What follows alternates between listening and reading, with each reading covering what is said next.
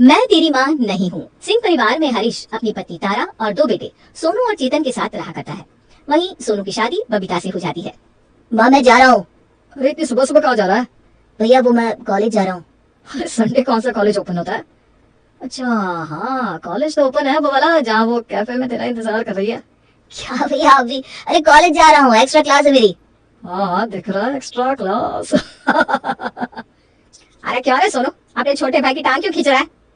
माँ कोई आपके छोटे बेटे को पूरा का पूरा कब्जे में करके बैठ गई है। अरे बेटा तो हमें भी मिलवा दो, कौन है? क्या पापा आप भी कहाँ भैया की बातों में आ गए? जो बेचारे भाभी के साथ कुछ बोलते भी पाते। तू बहुत बोलने लगा है, रुक जा तू। हाँ क्योंकि मेरी शादी नहीं हुई है ना।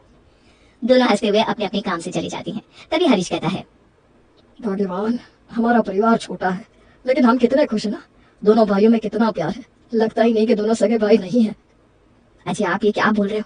थोड़ा देख कर तो बुला करो, अगर कोई सुन लेता तो। मैं अपने दोनों बेटों में कोई भेद नहीं करती हूँ और ना मैं चाहती हूँ कि दोनों के बीच कभी भी ये सौतेली वाली बात आए। चेतन अभी छोटा है, वो ये सब समझ नहीं पाएगा। अच्छा ठीक है, आगे से मैं ध्यान रखूंगा।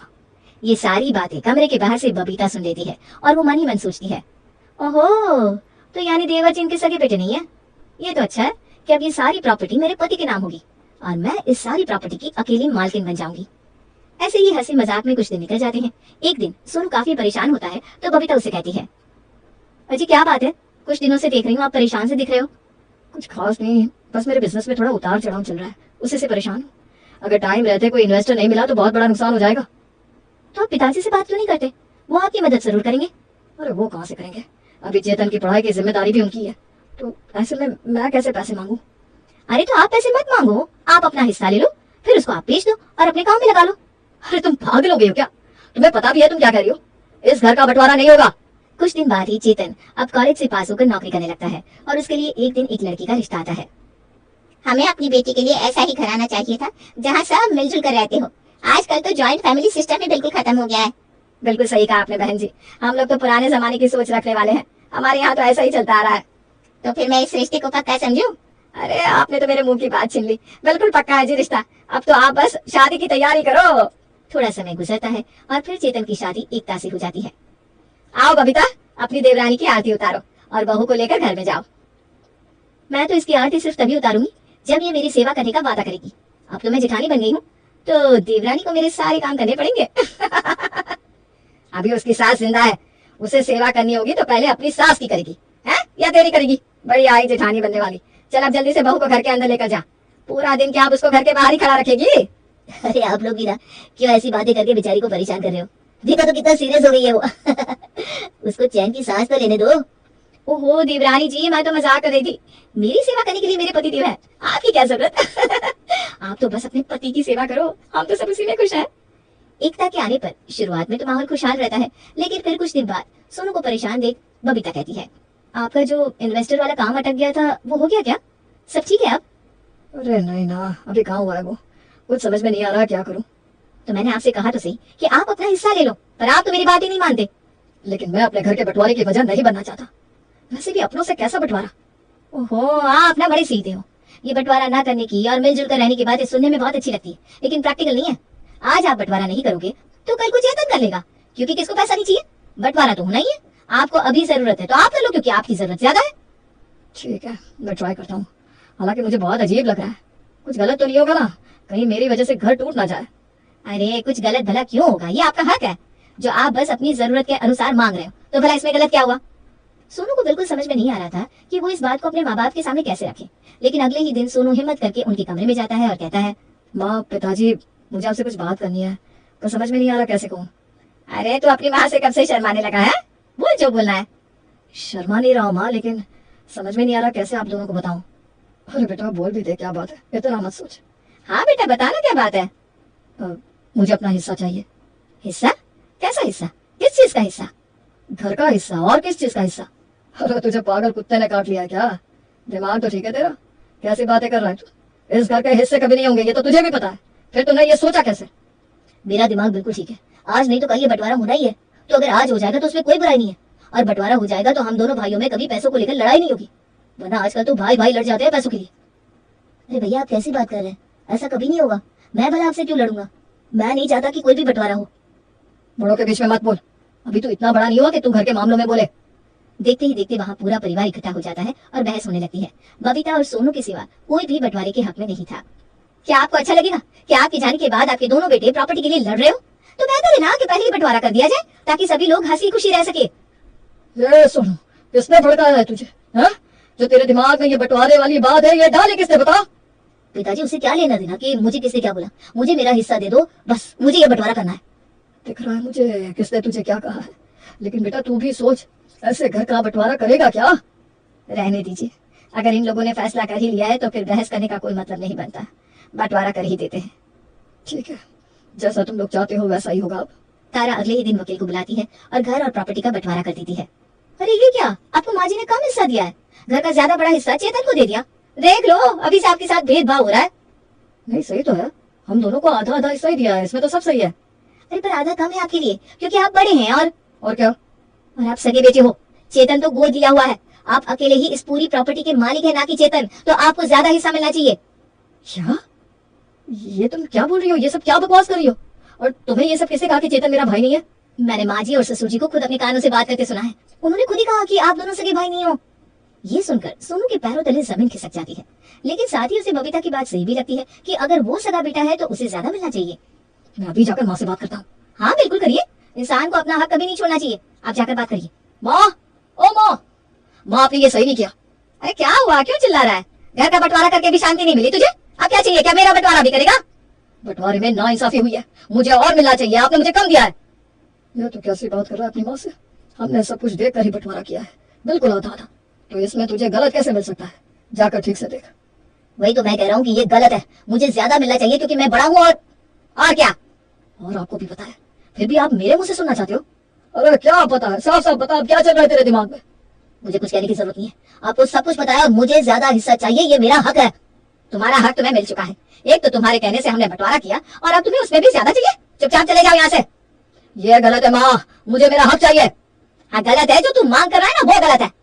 सोनू पैर पटकता हुआ वहां से चला जाता है। वो बहुत गुस्सा हो जाता है और उसका बदला वो अपने छोटे भाई से लेने लगता है। बबीता बाल्टी भरो, मुझे नहाने जाना है। वो बाथरूम में अभी पानी नहीं आ रहा है क्योंकि बाहर खुला हुआ है ना, एक तरफ फर्श धो रही है। अरे बंद करो उसका नल, ये भी मुझे बताना पड़ेगा? इस घर की हर चीज पर पहला हक हमारा है और जो मैं कहूंगा अब वही होगा इस घर में। बबीता सोनू के बताए अनुसार ही करती है।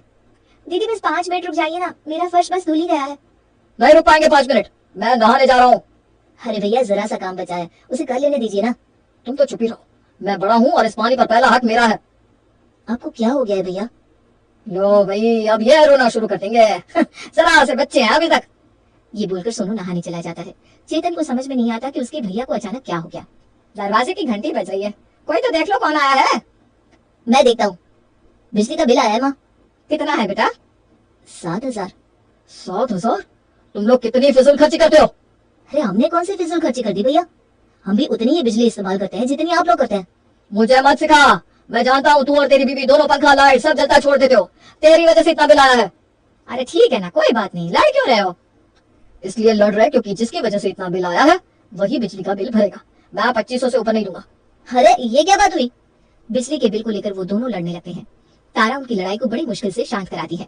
आज बुआ आ रही है तुम लोगों की। अच्छा, तो क्या बनाना है उनके लिए? तुम क्यों बनाओगी? एकता को बनाने दो, तुम बड़ी हो, तुम उनके साथ बैठकर बातें करना।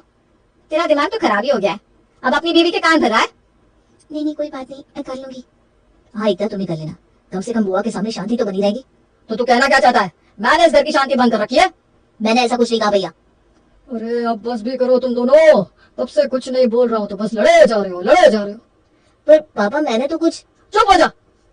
सोनू के मन की नफरत उन सबको दिख रही थी, लेकिन किसी को समझ में नहीं आ रहा था कि इसके पीछे की वजह क्या है। मेरा 500 का नोट गिर गया था, किसी ने देखा है क्या? नहीं तो बेटा मैंने नहीं देखा। भैया आपने तो नहीं देखा? अगर देखा होता तो मैं वापस ना कर देता। नहीं मतलब मुझे लगा कि। क्या लगा? कि मैंने अपना समझ के रख लिया? चल मान ले मैंने अपना समझ के रख भी लिया, तो आज से पहले मैंने तेरे ऊपर कितने पैसे खर्च करे हैं याद है? अगर वो हिसाब मांगने पर आ जाओ ना तो तेरे जाने कितने महीने की सैलरी लग जाएगी। बस बहुत हो गया, हर बात पर सुना दे रहते हो। आज पैसों का एहसान जताने लगे। बता दीजिए कितने खर्च किए हैं, अगर चाहिए तो मैं वो पैसे सूद समेत वापस कर देता हूँ। रहने दे, तेरे बस की नहीं है। जितना हिस्सा मेरे हक का था वो तो मुझे मिला नहीं। किस हक की बात करें आप? सिर्फ बड़े होने की वजह से आपको ज्यादा हिस्सा मिल जाना चाहिए। ऐसे तो फिर मैं आपसे छोटी नौकरी करता हूँ, आपसे गरीब हूँ, तो उस हिसाब से मुझे ज्यादा मिलना चाहिए। मुझे जरूरत भी ज्यादा की है। मेरा मुंह मत खुलवा वरना अच्छा नहीं होगा। कुछ दिन तक और ऐसे ही उनके बीच में बहस चलती रहती है और फिर एक दिन सोनू गुस्से में आकर वो बात बोल देता है जो उसे नहीं बोलनी चाहिए थी। माँ और पिताजी ने तुझे जितना दे दिया है ना, उसके लिए तुझे उनके पैर धोकर पीने चाहिए क्योंकि तेरा अधिकार तो उतने पर भी नहीं है, क्योंकि तू उनका सगा बेटा नहीं है, गोद लिया हुआ है। जबान संभाल कर बात करो भैया, कुछ भी मत बोलो। मैं कुछ भी नहीं बोल रहा हूँ। यकीन नहीं है तो पूछ ले माँ से। माँ, माँ, क्या भैया सही कह रहे हैं? मैं आपका सगा बेटा नहीं हूँ। अरे नहीं तो, ऐसा कुछ नहीं है। बकवास ना करो तुम लोग, ऐसा कुछ नहीं है। ऐसा कुछ नहीं है तो बर्थ सर्टिफिकेट दिखा दीजिए इसका, मैंने तो आज तक नहीं देखा। नहीं, उसकी कोई जरूरत नहीं है, मेरी बात पर यकीन करो। मुझे आपकी बात पर यकीन है, लेकिन मेरी तसल्ली के लिए और भैया का मुंह बंद कराने के लिए एक बार दिखा दीजिए ना। तारा और हरीश उसको बर्थ सर्टिफिकेट दिखाने के लिए राजी नहीं होते, इसलिए वो जबरदस्ती खुद ही ढूंढने लगता है। उसे अपना बर्थ सर्टिफिकेट मिल जाता है और उसी के साथ मिलता है एक और कागज का टुकड़ा। हेलो, मिल गया मेरा बर्थ सर्टिफिकेट। आप झूठ बोल रहे थे। और ये इसके नीचे तूने क्या पकड़ा हुआ है, दिखा जरा। चेतन बेटा, ला वो मुझे दे दे, तुम लोगों के काम की चीज नहीं है। नहीं, मुझे देखना है, 1 मिनट। ये तो अडॉप्शन सर्टिफिकेट है, पर ये किसका है? इस पर तो मेरा नाम, मैं अडॉप्टेड हूँ। नहीं बेटा, मैं अडॉप्टेड हूँ। नहीं मेरे बच्चे, मैं अडॉप्टेड हूँ। मतलब चेतन सगा है और मैं बाहर का हूँ। नहीं मेरे बच्चे, तू मेरा सगा बेटा है। सोनू तारा के पैरों में गिर पड़ता है और रोते हुए उससे माफी मांगने लगता है। मैं अब तक सोच रहा था कि आपने चेतन को गोद लिया है, इसलिए मुझे ज्यादा हिस्सा मिलना चाहिए, पर मुझे क्या पता था कि मैं ही गोद लिया हुआ हूँ। मैं इतने समय से आपको परेशान कर रहा था और आपने कुछ भी नहीं कहा। आपने मुझे क्यों नहीं बताया?